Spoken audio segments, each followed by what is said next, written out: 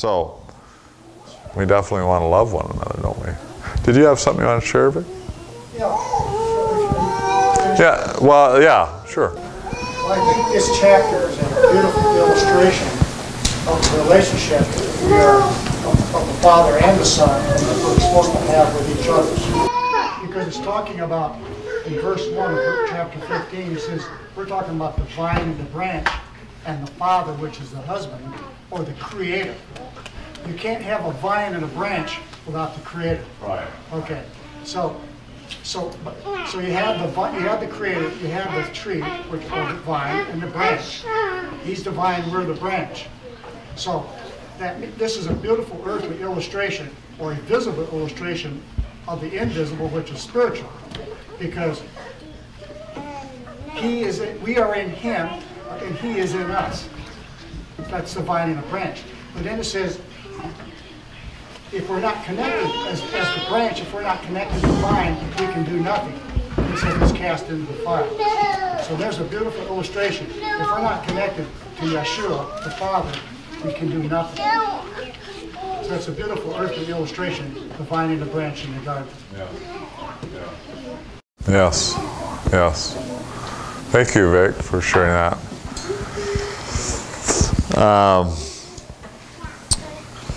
So he's really sharing, I believe, from his innermost being with his closest friends, his disciples. These things I command you, that ye love one another, restating that. If the world hate you, ye know that it hated me before it hated you. All of us have experienced some of that animosity from the world. If ye were of the world would love its own. But because you're not of the world, I have chosen you out of the world. Therefore the world hateth you. It's interesting because probably all of us here at different times, from those that were close family members and our friends and acquaintances, others, people that are close to you, usually it will hurt if they reject you or the scriptures, or so all of us have experienced some of that. The world hating us. But remember the word that I said unto you, the servant is not greater than the master. If they have persecuted me, they will also persecute you. If you have kept my sayings, they will keep yours also. Has anyone ever proclaimed truth in a courtroom or in a public place, or even among friends?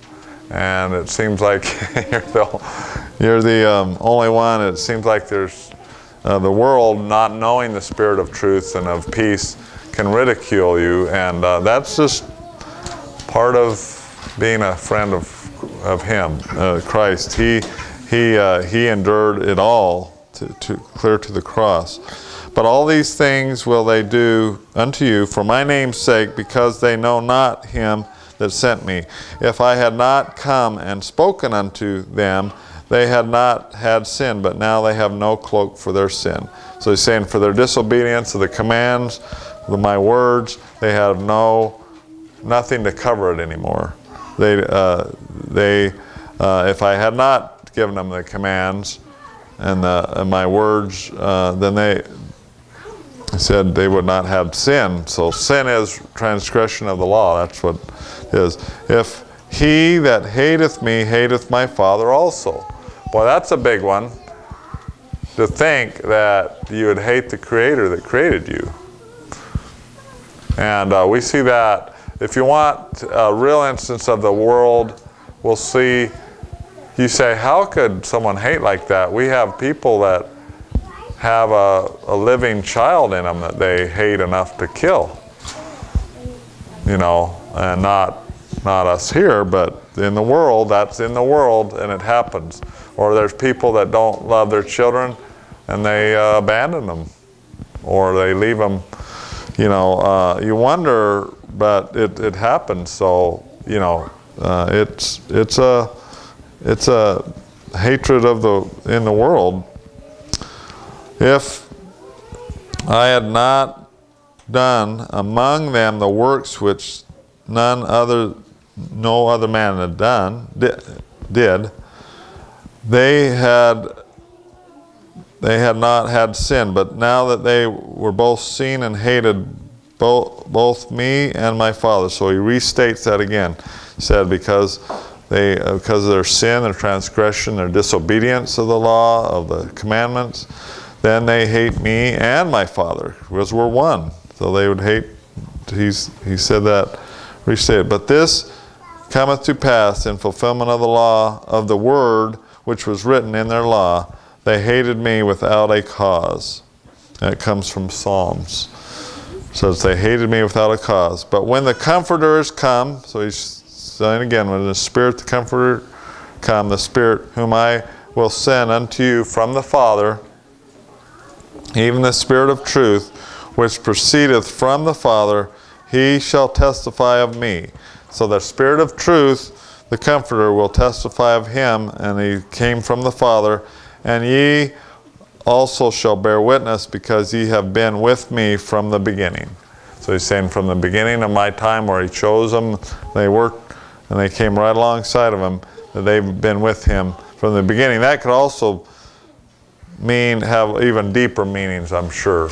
But he shall bear witness, because ye have been with me from the beginning. So they'll bear witness. So that was approximately 58 chapters, verses of thought that he spoke directly to them. That was written by inspiration by John. He remembered it because he was right there. He remembered and wrote down, and he was intimate with these thoughts and concepts, and I'm sure that it was quite piercing to their innermost beings of him to speak these things of great that they needed to know. This was a very serious time. It was right before he said he would be given over to men, and men would be able to hate him without a cause, and to put him to death. So I just wanted to share with you all, and anyone can share any other thoughts they might have regarding the commands, the instruction to his friends, his disciples, at the Last Supper. The last time that he was with them physically, well, for that time. We know he resurrected and came among them again, but in that manner. I'm sure they had lots of meals together, but this one was one that was very important.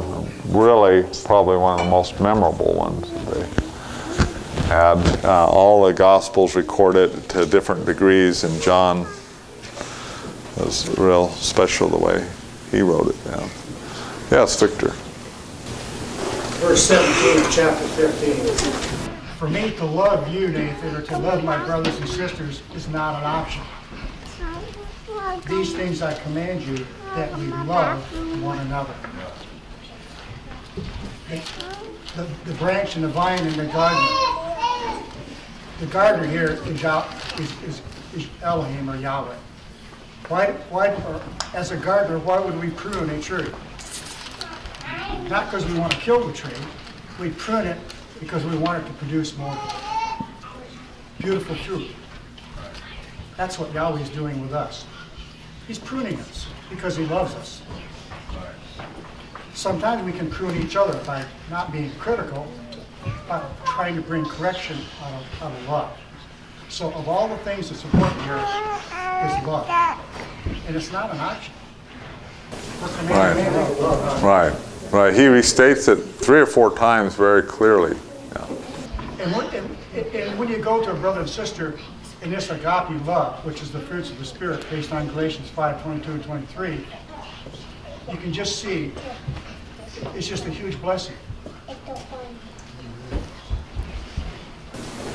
Now, I appreciate that, Victor, where you're saying that, yeah, it's not an option. He says it's a commandment that you love one another.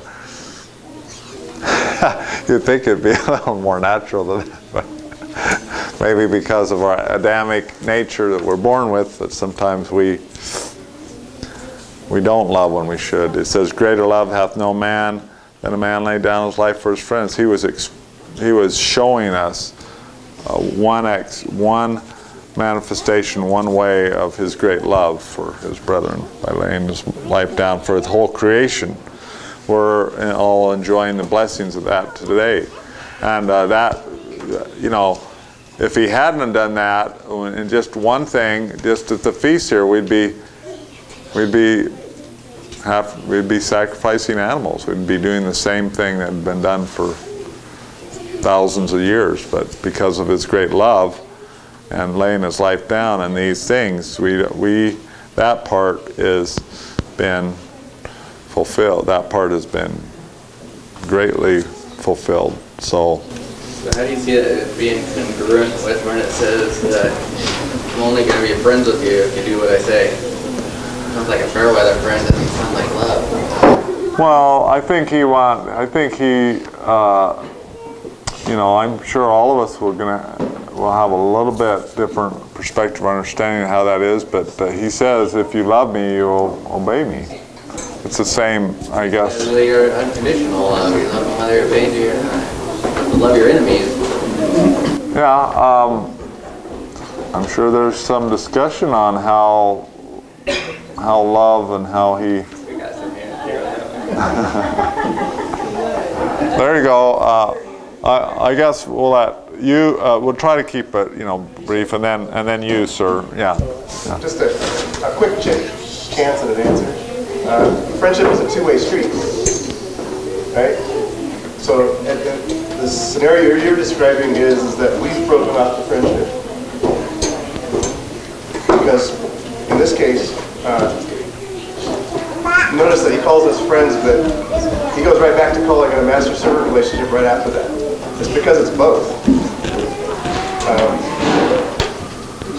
I don't see how we can ever truly lose sight of the fact that he is the master of this world, and he is our master.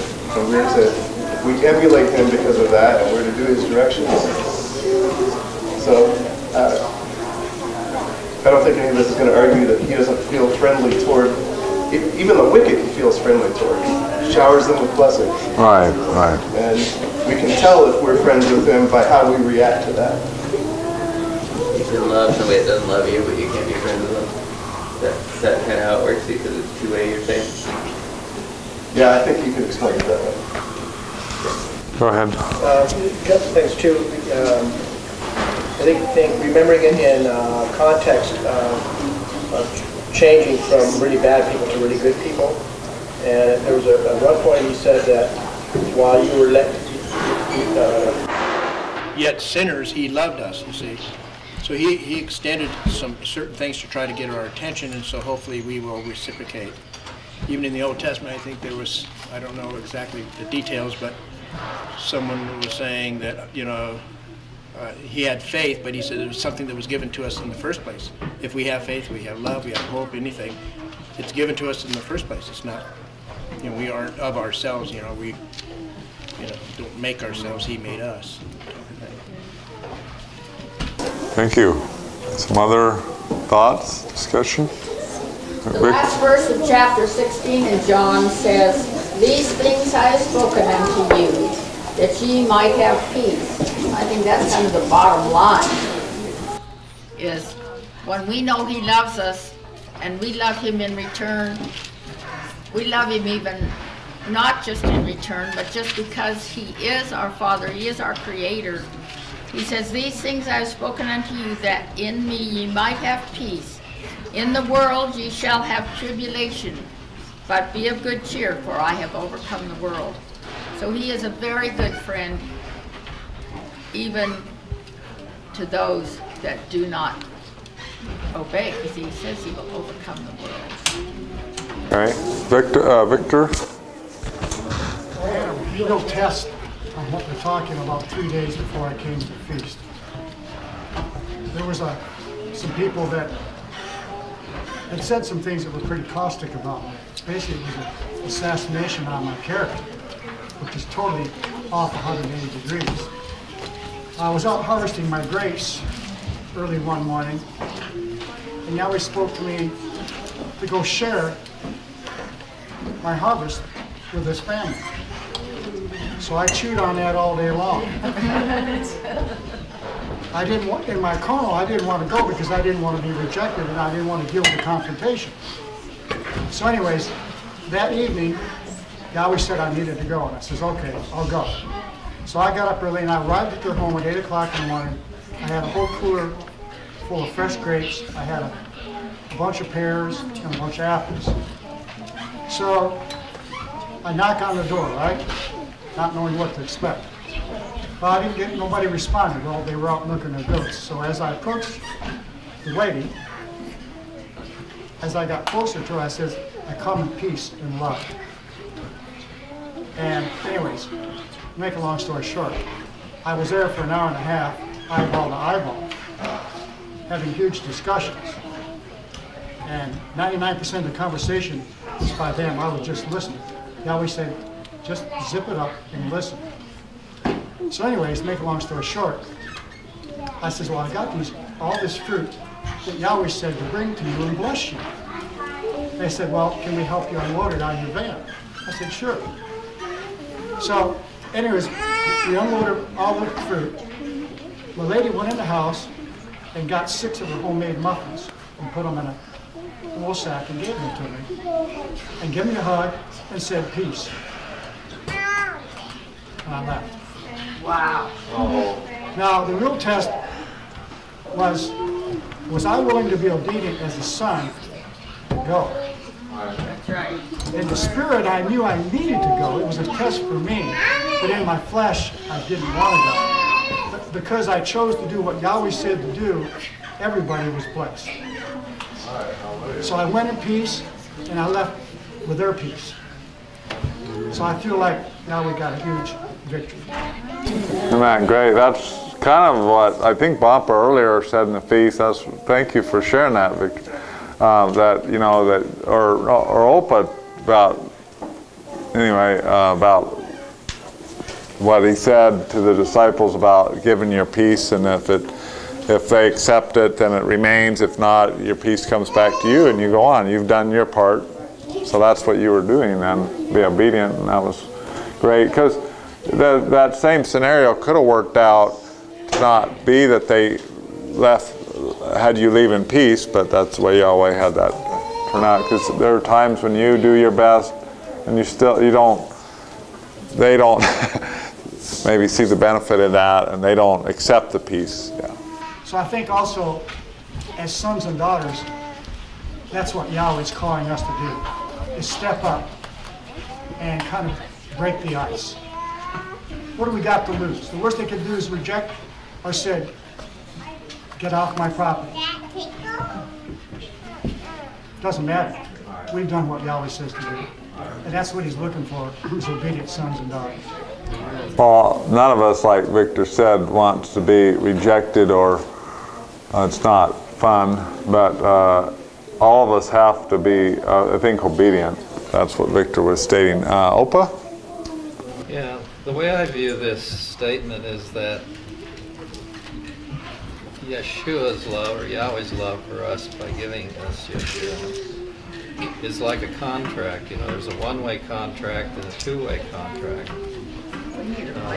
or conditional, and a contract with conditions, one without conditions. His love for us is already perfected. So this is a one-way street, you know. It's only us that can break off that love. He's only telling us how to ratify the contract, and he said, if you love me. See, that's the ratification of the one-way contract. There's no way that we can, there is no way that we can say that, does he still have love for us? Because it's already proven. So he's already given his life. So it's not a two-way contract. It's right at this point it's a one-way.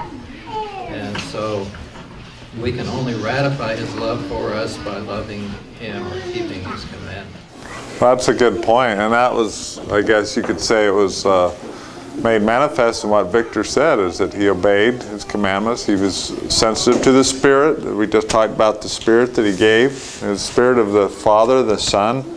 It's not something separate of them. It's their Spirit that comes and brings the Spirit of truth and peace and all other blessings. So it's the same. It's just like them being there, except for His Spirit and their Spirit and the Holy Spirit. However you can grasp onto that, and it can minister to you. But that's what Opa was saying, is no matter even how many times we fail, or even how many times we don't recognize His love, it's there.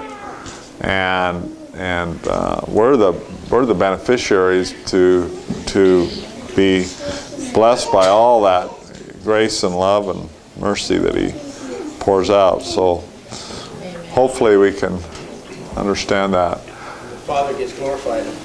Right, He just said, yeah, glorify the Father. Okay. So we want anybody else that would like to say anything or share anything.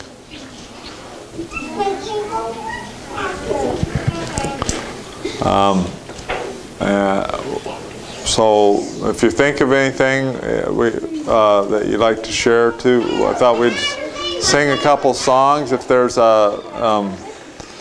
if somebody would like to come to the piano, and if anyone has a request or a song that would be appropriate for this time, we can sing a couple songs before we dismiss. So, Alma's pretty good on that piano, if she wants to play. Why don't you and Opa lead us in the wedding day? You're talking about the camel train? Is that? Okay.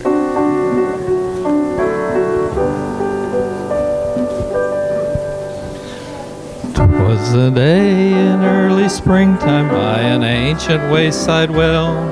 Eliezer paused to crest his camel train. He had found a bride for Isaac ere the evening shadows fell, for his weary journey had not been in vain.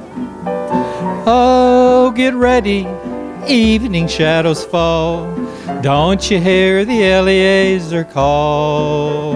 There is going to be a wedding, his joys will soon begin in the evening when the camel train comes in. So he took the fair Rebecca, decked in jewels rich and rare, back to Abraham and Isaac far away, where Rebecca loved her Isaac and he loved Rebecca fair. Oh, it must have been a happy wedding day. So get ready, evening shadows fall. Don't you hear the Eliezer call? There is going to be a wedding, his joys will soon begin in the evening when the camel train comes in. Now the blessed first fruits of Judah, redeemed by Yahshua's love, are waiting for their fairest Israel bride. For the valiant prince of Judah has prepared his tents of love, and he wants his fairest Israel by his side. So get ready, evening shadows fall. Don't you hear the Eliezer call? There is going to be a wedding, his joys will soon begin in the evening when the camel train comes in. Oh, we've left our kinfolk gladly, and we've bade Babylon goodbye. Some say our fair love has surely died. She's not dead, but she sleepeth, and awakened she must be. Then we'll have a happy, happy wedding day. Oh, get ready, evening shadows fall. Don't you hear the Eliezer call? There is going to be a wedding, our joys will soon begin in the evening when our train comes in.